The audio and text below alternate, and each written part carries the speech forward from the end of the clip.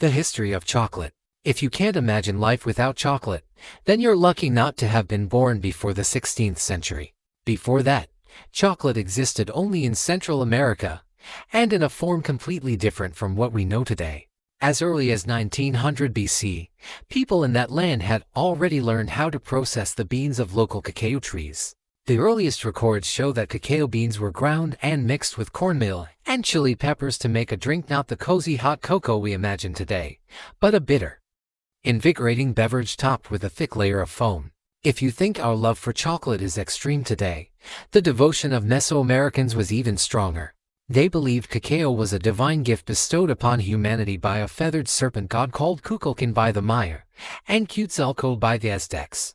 The Aztecs even used cacao beans as currency, served chocolate at royal banquets, bestowed it upon victorious warriors, and used it in religious rituals. The first transatlantic encounter with chocolate came in 1519, when Hernan Cortés visited Montezuma's court in Tenochtitlan. According to one of his officers, the king ordered 50 jugs of chocolate drink to be poured into golden cups to honor his guests. When colonizers brought this strange bean back to Europe, missionaries' ambiguous descriptions of local customs gave chocolate a reputation as an aphrodisiac. At first, because of its bitterness, it was used as medicine to treat stomach ailments and other discomforts.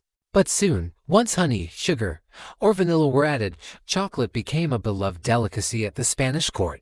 Before long, every noble household had its own special chocolate utensils. However, producing this fashionable drink on a large scale was both difficult and time-consuming.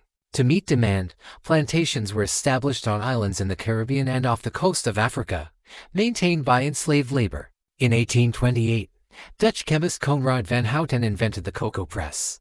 This innovation forever changed the world of chocolate. His machine could separate natural fat cocoa butter from the cacao mass. The remaining powder could be made into drinks or recombined with cocoa butter to create solid chocolate as we know it today. Soon after, Swiss chocolatier Daniel Peter added milk powder, inventing milk chocolate. By the 20th century, chocolate was no longer a luxury reserved for elites, but a sweet pleasure for the masses. To meet huge demand, cacao cultivation expanded further, yet because cacao grows only near the equator, production shifted to West Africa rather than South America.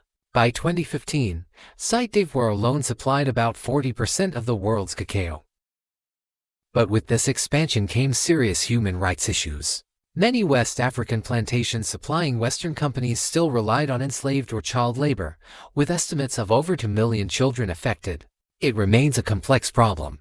Although major chocolate companies have worked with African nations to reduce child labor and contract slavery, the issue has yet to be fully resolved.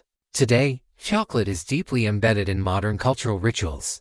Linked to colonial history and indigenous traditions and fueled by advertising, chocolate still carries connotations of passion, indulgence, and even taboo. Yet understanding its fascinating, often brutal history, and the realities of its present-day production, helps us see where these symbols come from and what truths they conceal. So, the next time you unwrap a piece of chocolate, pause for a moment. Remember, not everything about chocolate is sweet. The history of coffee. Around 850 C, a goatherd noticed something strange. After nibbling on certain berries, his goats became unusually energetic. Curious, he tried them himself and soon felt the same rush of vitality. So, legend says, this was humanity's first encounter with coffee. Exactly when people began drinking coffee isn't clear. But sometime before the 15th century, in what is now Ethiopia, people were already foraging for wild coffee in the forest undergrowth. Why does the coffee plant contain so much caffeine? Perhaps to repel herbivores, or to attract pollinators. Whatever the reason, humans quickly recognized its benefits. They brewed tea from its leaves, mixed berries with butter and salt for a nourishing snack, and dried, roasted, and boiled the cherries into a stimulating drink. Coffee traveled along trade routes into the Middle East, and by the 1450s, its popularity began to spread in earnest. After returning from Ethiopia, a Sufi leader encouraged worshippers in Yemen to drink coffee during religious chants and dances. Soon, people in the Ottoman Empire were roasting and grinding beans to create a darker, bolder beverage. Crowds gathered in inns and outside mosques, enjoying the warmth and comfort of coffee. But authorities grew uneasy. Was coffee harmless or intoxicating? Should Muslims be permitted to drink it? In 1511, a religious court in Mecca put coffee on trial. Eventually, scholars ruled it permissible and coffee houses soon blossomed in Damascus, Istanbul, and beyond, where patrons could sip coffee, smoke, and enjoy lively conversation and entertainment. By the late 1500s, Yemenis were cultivating coffee, exporting it through the port of Al-Makka, name that spread worldwide as mocha. But coffee eventually reached India, took root in Java, and spread even further. Meanwhile, the Ottoman Empire introduced coffee to Europe. In the 1650s, London's first coffee houses opened. By 1663, there were more than 80. Even though King Charles II attempted to ban them in 1675, coffee houses thrived as hubs of social and intellectual exchange. In 1679, patrons at Garraway's Coffee House in London watched scientist Robert Hooke, the man who coined the word cell, publicly dissect a porpoise. In France, coffee was blended with milk and sugar, and by the 18th century, Persian coffee houses hosted Enlightenment thinkers like Diderot and Voltaire, the latter said to have consumed up to 50 cups a day. Granted, those cups were small and weak by modern standards, but still impressive. Meanwhile, European empires profited enormously from coffee. They established plantations across Asia, Latin America, and the Caribbean, built on enslaved or exploited labor. In Latin America, as slavery fueled the coffee boom, indigenous populations were displaced, and forests burned to make way for endless plantations. By 1906, Brazil alone exported over 80% of the world's coffee. That same year, the Milan World's Fair showcased the first commercial espresso machine. Industrial roasting equipment soon followed, and branded coffee products spread worldwide.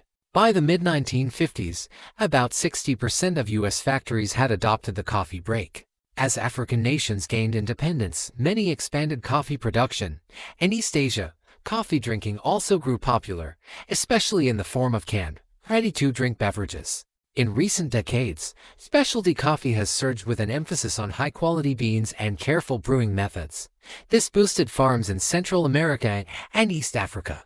Yet across the globe, coffee workers still endure harsh conditions and meager pay.